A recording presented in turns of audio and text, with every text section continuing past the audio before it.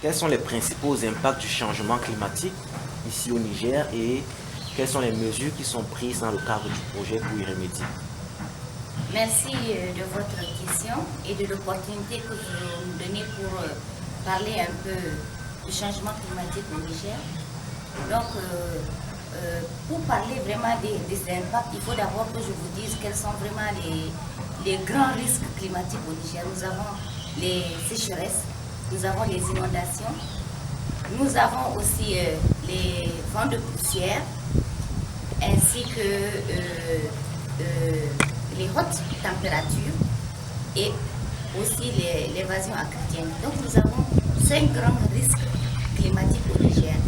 Donc dans le cadre du programme PANA, secteur agricole, nous avons identifié 8 secteurs qui sont impactés par les changements climatiques, à savoir l'agriculture, l'élevage, la foresterie, les ressources en eau, la faune, les zones humides et la santé.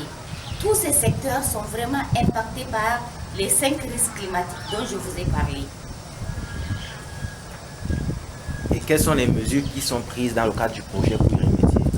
Donc, nous avons, au niveau du projet, nous avons identifié 4 secteurs.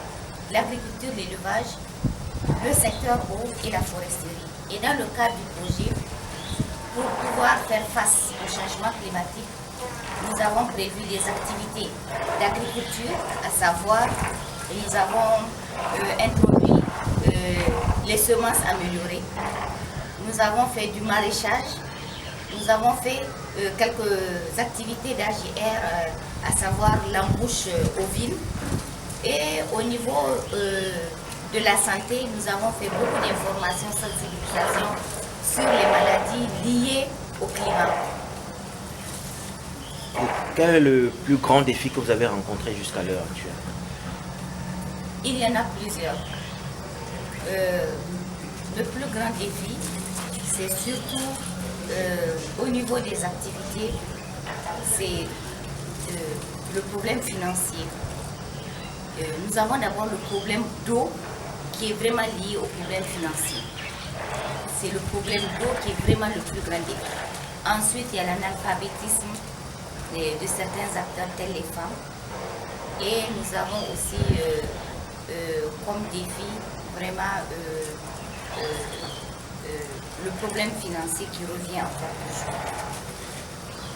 Et quelle est la meilleure réalisation jusqu'à l'heure actuelle du projet? C'est la vulgarisation des semences améliorées au niveau des agriculteurs. C'est l'une de nos plus grandes réalisations au niveau du projet. Et nous avons aussi l'introduction, la prise en compte des changements climatiques dans la planification locale. Voilà vraiment les 2 grandes activités phares. Et quelles sont les leçons que vous tirez des échanges avec les autres projets dans d'autres pays au cours de ces séminaires? Au niveau des échanges, j'ai beaucoup aimé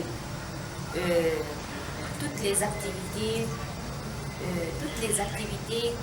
qui font en sorte que le secteur privé s'investit beaucoup dans les changements climatiques. Ça, j'ai beaucoup aimé. Ensuite, j'ai beaucoup aimé la communication, la visibilité de certains projets à partir par exemple, des SMS, des plateformes de SMS, à partir des centres de référence et aussi au niveau peut-être des radios communautaires. Ça, j'ai vraiment aimé parce que ça rend beaucoup plus visible un projet. Merci pour votre disponibilité, madame. C'est gratuit. Merci. Merci.